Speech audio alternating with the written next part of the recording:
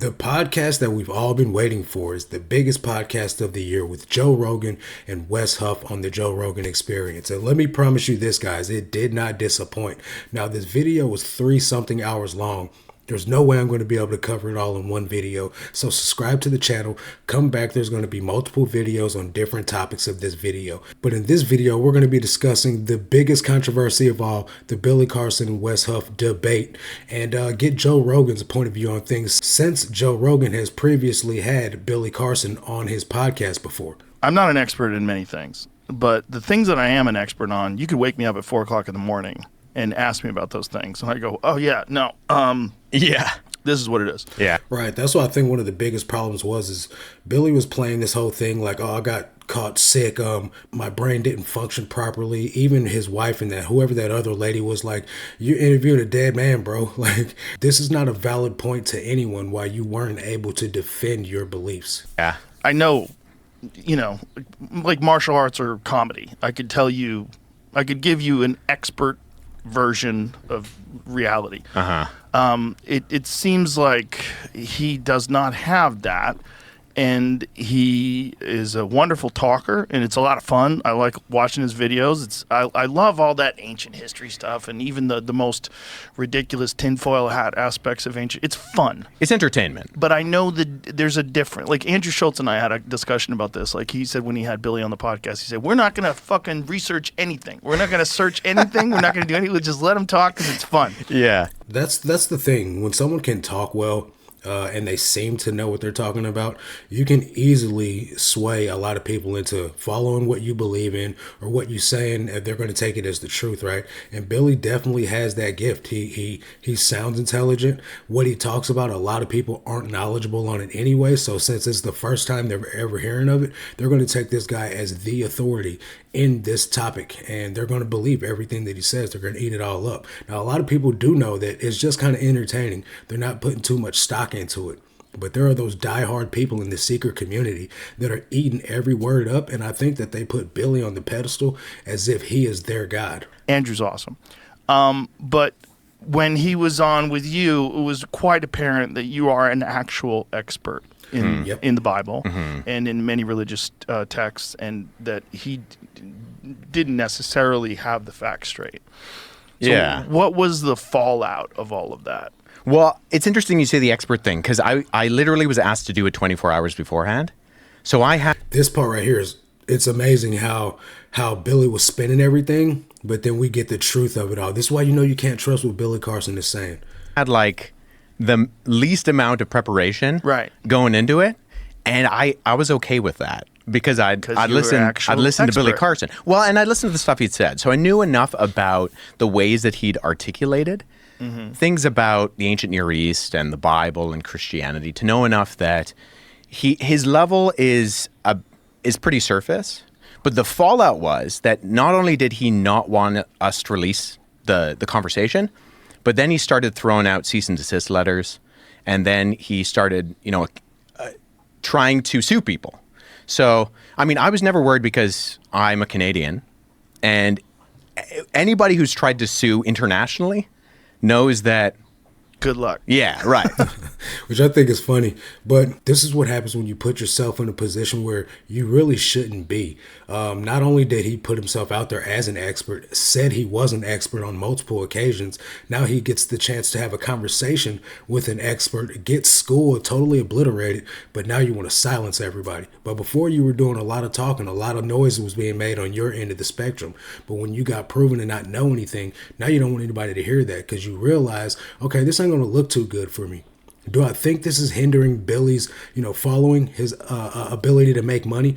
Not even in a little bit, guys. I'm not hating on Billy at all. I understand the man's got a gift. He's got the gift of the gab, but most grifters do. So he's going to be able to continue dominating and making money in this space. A lot of people love this stuff anyway. So this debate thing isn't affecting Billy's money. What it is doing is it's opening a lot of people's eyes to the fact that, hey, Billy may not be right about everything. Let me go see what this Jesus guy is all about anyway. Yeah. As far as I understand it, he would have had to file a claim in a Canadian court that would have been reviewed to have legal precedence. That he'd have to prove that he could win. What was his argument? Apart from the fact that he was embarrassed that he lost? Well, yeah, that's not really an argument, right? Well, the cease and desist letter, yeah. The cease and desist letter said, I don't want you to use my name or my face in anything going forward, and anything you've used up until this point you need to remove.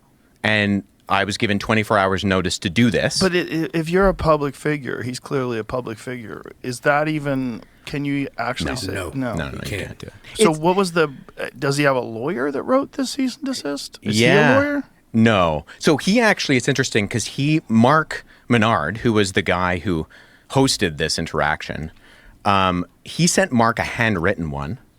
And that's hilarious. It's a handwritten document, you know. I mean, I guess, hey, you got to do what you got to do. But he also showed up at this dude's house at 2:30 in the morning knocking on the door. So... he was trying to put the quickest action possible out there. But I would imagine that you could just type up a Word document or something and email it to the person. Handwritten, that's diabolical. And then he eventually gave Mark an official one from his lawyer. So I actually was sent one by his lawyer, which I, screenshotted, posted publicly online and said, I'm going to ignore this.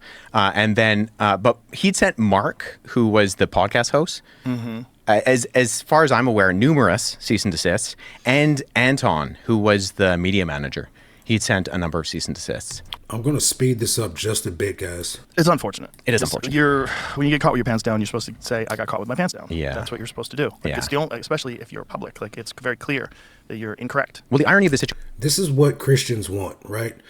I don't think we'll ever get it, but this is what you're supposed to do. This is what anyone in any space, it doesn't matter if you're a Christian, it doesn't matter. When you are wrong about something and you get proven wrong, you're supposed to admit that you're wrong. Now, there's this information about Wes going around where he was wrong about the last few verses of Mark not being in the original scripture. But the thing about Wes is he admitted that he was wrong. He owned it and he kept it moving. The thing about Billy is he will not admit that he was wrong. Therefore, he's trying to hang on to his credibility. The thing is, guys, we all know that he's wrong. He got debunked on the important things. At least with Wes, he had the integrity to admit, hey, I was wrong about this. I think it speaks volumes. And now Joe Rogan is even agreeing that the proper thing for Billy to do would be to, hey, admit you're wrong, bro. Situation is if he just kind of left it, it probably wouldn't have made anywhere close to the splash that it's made. And we told him that. We said, hey, Barbra Streisand effect is going to happen. Yeah. You're a big enough personality that if I make a video and say, hey, I had this conversation, didn't go well for Billy, and Billy doesn't want it released, that's going to start to gain traction sooner or later. That's exactly what happened. It's, the problem is to really delve into these subjects. It takes a tremendous amount of research, years and years and years of research. You really have to know what you're talking about. Most of us don't. Well, and especially with languages. Yes. We didn't get into it. I hoped to have, in our initial conversation, kind of press him a little bit more on the more overt things he'd said about Greek and Hebrew and Sumerian, because I've studied a number of ancient languages. Yeah, he taught himself Sumerian. Come on now. And when you study the languages, you realize the complexities of these things. And so when someone hasn't and they're making statements that are obviously indicative of someone who hasn't studied them, it's super apparent. Right. And so I think it's one thing to be making claims about, say, Christian history or the Bible, but when you start to get into linguistics and philology, it gets messy. And if you don't know what you're talking about, it gets really apparent really fast. So the gentleman who brought the two of you together, what was his goal? What was he trying to do, and how did he approach you? Yeah, so he's friends, or I should say was friends. He was friends with Billy. They live in the same neighborhood. Oh boy. So it's actually become really, it's become pretty rough for him. So he released a video yesterday, which I think people should go and check out, where he kind of gives his perspective. He's been friends with Billy for years. He was at Billy's wedding. Oof. Billy had 15 people at his wedding. Oof. Mark was one of them. And they live in this community in Florida. Their sons are friends. Their wives would hang out. Oof. And not anymore. Mark told me, he's like, I've been hearing Billy say, he wants to debate, nobody will debate him for years. And so as far as I think Mark... Which he had also said on the Patrick Bet-David podcast on the Valuetainment channel that he had debated somebody. So this is where you get caught up in your lies. You tell one person one thing, you don't remember it, now you tell another person another thing. And it's all documented on YouTube, bro. You got to keep up with your story. That's why it's just best not to lie. Mark was concerned. He was giving Billy the opportunity that Billy had told a lot of people he wanted. Right. And so he, this was set up in that Mark and Billy have been talking. They've been on each other's podcasts in the past, and they've been friends, but more like business colleagues. Mark has come out and said, I hadn't really gone into the stuff he'd said about Christianity or ancient religions or whatever that much. Mark he's a Christian. He has a public profession of faith, and him and Billy had talked about the fact that they wanted to talk about faith stuff and some of their differences. Which is interesting because if you guys remember, Paul Wallace is a Christian as well. And Billy and Paul Wallace did do collaborations together, and they have worked together for decades, or for years now, rather, on the belief of this paleo contact and how the Bible has all these flaws and contradictions in it. I would probably lean more towards the side that Mark doesn't believe the same way that Billy does, which is why they haven't had a conversation up until this point. When someone's going to dispute you and go against what your beliefs are, you probably don't want to have an open conversation with that, at least not on camera, to where it can be documented, which is why all this stuff has blown up to the proportion that it has anyway. And that Mark was kind of prepping for this, and his media manager, Anton, had sent him some of my stuff and said, like, Wes has done some stuff on some things that Billy has talked about, and maybe you should look up some of the stuff, read into it. And Mark, very last minute, was like, well, I feel inadequate. Do you think I could just ask Wes? And so he DM'd me on Instagram and just kind of laid this out, like, hey, I'm gonna have Billy in my studio in 24 hours. I can tell him you're coming, I can tell him who you are, I can like give him your background, but would you be willing to come? And so that's what I did. And so that's how it got set up. So correct me if I'm wrong, but was Billy aware that this was going to be a debate, or did he think it was going to be just a discussion? Like, what did he think it was going to be? No, he'd been given all of the prerequisites. Like, he knew we're going to go over some of his stuff that he'd said about Christianity, that I was going to come in, who I was, what my name was, some of my background, and that part of the conversation was going to be me kind of asking him some clarifying questions and rebutting some of the things that he said.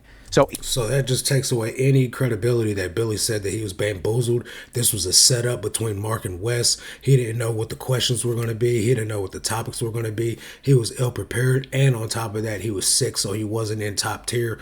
All that goes right out the window with all this, because apparently he knew everything. And not only that, but he was giving you room to debate what you had already spoken on for years, what you wrote in books on, what you had done videos on, what you are known for. So this is something you should have been able to do in your sleep. You didn't watch the 3-hour live stream that he did you? I watched chunks of it. Okay. I watched a little bit. I'm like, oof, and then I shut it off. And I watched a little bit more. Oof. Yeah. So unfortunately, Billy there says he had no idea going in.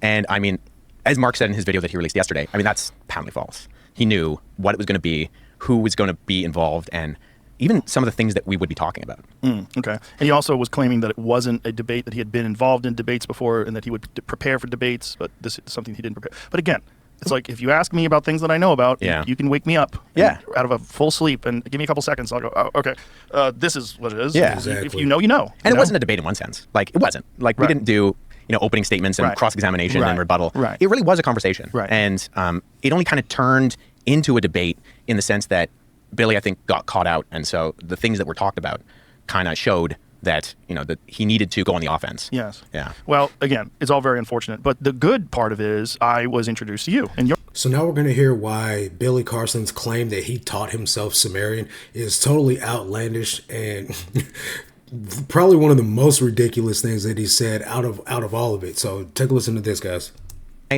When I see people like Billy Carson talk about being able to read Sumerian, I'm like, dude, I read ancient languages and I've tried and I can't make heads or tails of Sumerian. Yeah, so that's a tell. Unfortunately, it kind of gives away. Listen, I like Billy. He was a nice guy. I really enjoyed talking to him. I really do. I think his videos are fun. But I also think truth is important. I have no problem with him as an individual. He just needs to course correct. Yeah. Yeah, course correct and recognize what you know and what you don't know. And that you're not doing people a service, especially people like myself that aren't educated in this. Like, we turn to others who claim to have a vast knowledge of this to help me out. Tell me what's going on. When I sit down and talk to you, tell me what's going on. And if you don't really know, you're fucking over a lot of people, unfortunately, for yourself. Bars. Famous words to live by Joe Rogan, guys. This is why it's important to not follow man. We serve the God of all creation. God is not a man that he should lie. And Billy is totally living off lies right now. He's monetized lies. His whole business is built off lies. And he's too prideful and too arrogant to ever accept correction and to ever admit that he was wrong. Meanwhile, we have a Christian man, who's humble enough to admit that he made mistakes in Wes Huff. I think it's really great that Joe Rogan has given Wes Huff a chance to be exposed to mainstream media. That way they can get a lot of questions that they have on the Bible and biblical texts answered, as well as expose Billy Carson for the fraud that he is. So maybe, just maybe, some people will wake up and come to the light and realize what they've been believing on is not the truth at all. This is video number 1 of this whole Joe Rogan podcast. I will be breaking down other topics of this video in the next videos, so stay tuned, guys. Make sure you subscribe, smash that like button, and turn on the notification bell so that way you get notified when I drop another video. That's going to do it for this one. I'll catch you guys on the next one. Until then, God bless.